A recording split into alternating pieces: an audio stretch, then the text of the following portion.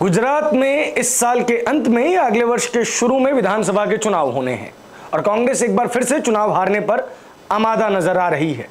कांग्रेस को फिलहाल कोई चुनाव जीतने से पहले कांग्रेस से जीतना सीखना होगा, क्योंकि कांग्रेस के नेता उल जलूल बयान देकर चुनाव को ध्रुवीकरण के केंद्र में ढकेल देते हैं और बाद में आरोप लगाते हैं कि भारतीय जनता पार्टी ने चुनाव सिर्फ और सिर्फ ध्रुवीकरण के बदौलत जीता। नमस्कार, मैं प्रभात रंजन मिश्रा, आप देख रहे हैं द मनमौजी। गुजरात कांग्रेस के अध्यक्ष हैं जगदीश ठाकुर। उन्होंने एक बयान दिया है और बयान से गुजरात में बवाल मच गया है।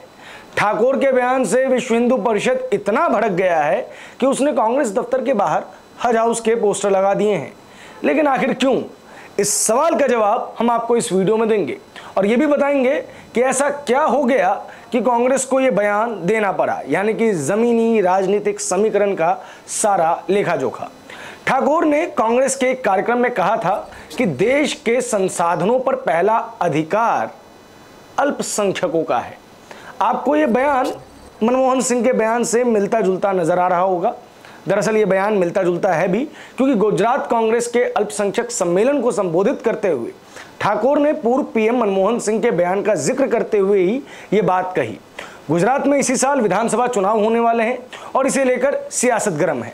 बीजेपी ने ठाकुर के बयान पर विरोध प्रदर्शन दर्ज करते हुए कांग्रेस दफ्तर का नाम हज हाउस रख दिया और ठाकुर ने कहा कि डॉक्टर मनमोहन सिंह ने ऐसा डंके की चोट पर कहा था। क्यों? क्योंकि देश की जायदाद पर पहला हक अल्पसंख्यकों का है। वो ऐसा इसलिए कहना चाहते थे कि कांग्रेस कुछ भी हो जाए अपनी विचारधारा से कॉम्प्रोमाइज नहीं करती, यानी कि कांग्रेस आज भी ये मानती है कि देश के संसाधन पर सबका बराबर हक नहीं है। देश के संसाधन पर मुस्लिम्स का हक है। और ये जो सम्मेलन हो रहा था उसमें भी सिर्फ और सिर्फ मुस्लिम ही बैठे हुए थे और ठाकुर ने मुस्लिम वोटों को एक करने के लिए ही इस प्रकार की जुमलेबाजी को दोबारा फेंका है। इसमें उन्होंने ये भी कहा था कि पार्टी नेतृत्व से मांग करेंगे कि मुस्लिमों के लिए अलग से घोषणा पत्र जारी किया जाए। आपको बता दें कि 15 अगस्त 1947 से पहले भी देश में कुछ ऐसे ही हालात थे। तब मोहम्मद अली जिन्ना कहते थे कि मुस्लिम्स के लिए सीट रिजर्व हो, मुस्लिम्स की वोटिंग राइट्स अलग हो, और इसी तरीके की बात कि मुस्लिम्स के लिए अलग जो आप मुख्य पत्र है, मांग पत्र हैं, वो भी लेके आए। आज 2022 का भारत भी एक बार फिर उसी दिशा में जा रहा है और तब जो कांग्रेस इस बात का विरोध करती थी, दुखद यह है कि आज वही कांग्रेस इन सभी चीजों को प्रचारित कर रही है। आपको बता दें कि ठाकुर ने आगे कहा कि देश में दंगों के पीछे कौन है यह आपको पता है और इसका उन्हें कैसे फायदा हुआ है यह भी आपको पता है। हमें उनके जाल में नहीं फंसना है। कांग्रेस हमेशा अल्पसंख्यकों के साथ खड़ी है। वह अपनी विचारधारा कभी नहीं बदलेगी, चाहे वे सत्ता में रहे या ना रहे। ठाकुर यहीं नहीं रुके, उन्होंने प्रधानमंत्री नरेंद्र मोदी को तोते से संबोधित किया। उन्होंने कहा कि दिल्ली में बैठे तोते की जान यहां है और हमें उसकी गर्दन मरोड़नी है। यह अपने आप में शायद एक मुहावरा हो सकता है, लेकिन यह बात हमें आपको सबको समझनी होगी कि देश के प्रधानमंत्री के लिए इस तरह की भाषा का प्रयोग क्या उन मुल्कों को एक बहाना नहीं दे सकता जो भारत के ऊपर पैनी निगाह रखे हुए हैं। अब भारतीय जनता पार्टी की इस पर प्रतिक्रिया आई है। जगदीश ठाकुर के इस बयान पर बीजेपी के राष्ट्रीय प्रवक्ता शहजाद पूनावाला ने सख्त रद्देमल का इजहार किया है। उन्होंने अपने ट्विटर हैंडल पर लिखा है कि यह विचारों और कार्यों में अंतर है। भाजपा और पीएम मोदी के लिए देश के संसाधनों पर गरीबों का पहला अधिकार है, जबकि कांग्रेस के लिए तिजोरी और संसाधनों पर पहला अधिकार एक समुदाय का है। ठाकुर के इस बयान के बाद हिंदू संगठन और बजरंग दल काफी भड़क गए हैं। उन्होंने कांग्रेस के उनके कार्यकर्ताओं ने अहमदाबाद में कांग्रेस दफ्तर के बाहर हज हाउस के पोस्टर लगा दिए। हालांकि आज सुबह इन्हें हटा दिया गया ताकि बवाल आगे ना बढ़े। आखिर ठाकुर ने ऐसा क्यों कहा? क्या वो सिर्फ और सिर्फ मुस्लिम वोट बैंक को साधना चाहते हैं? एक जवाब ये भी है।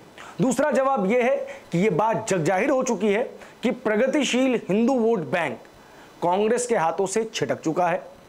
पंजाब के चुनावी नतीजों ने यह भी बता दिया है कि जहां जहां एंटी मोदी सेंटिमेंट्स के लिए कांग्रेस वोट ले जाती थी, वहां वहां वो वोट अब आम आदमी पार्टी को मिल रहे हैं।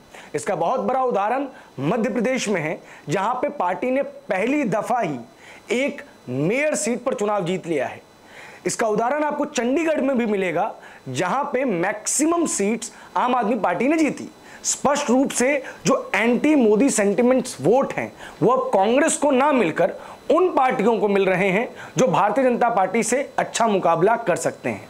जैसे झारखंड में हेमंत सोरेन की पार्टी को वोट मिले, उत्तर प्रदेश में वो वोट कांग्रेस को मिले, और ना ही झारखंड में भी वो वोट कांग्रेस को मिले।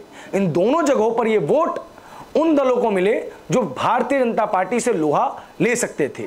गुजरात में आम आदमी पार्टी ने पकड़ बनानी शुरू कर दी है, तो anti Modi Hindu vote bank आम आदमी पार्टी की तरफ रुख कर रहा है। ये बात कांग्रेस कार्यकर्ताओं को, कांग्रेस नेताओं को अच्छी तरीके से पता है। अब एक दूसरा फैक्टर भी है। अगर आप बिहार के चुनावी समीकरणों की बात करें तो जिस मुस्लिम वोट बैंक पर कांग्रेस का एकाधिकार हुआ करता था, उस मुस्लिम वोट बैंक को AIMIM ने उनसे छीन लिया। और गुजरात में AIMIM के बढ़ते कदम ये साफ रूप से इजहार कर रहे हैं कि गुजरात में मुस्लिम वोट बैंक बटेगा, और बट के एक बड़ा धरा कांग्रेस से हिस्से से हटेगा और AIMIM के साथ मिलेगा। हार्दिक पटेल पाटीदारों के एक बहुत बड़े नेता, जो कुछ समय पहले तक कांग्रेस में हुआ करते थे, वर्किंग प्रेसिडेंट हुआ करते थे, वो अब भारतीय जनता पार्टी का दामन थाम चुके हैं।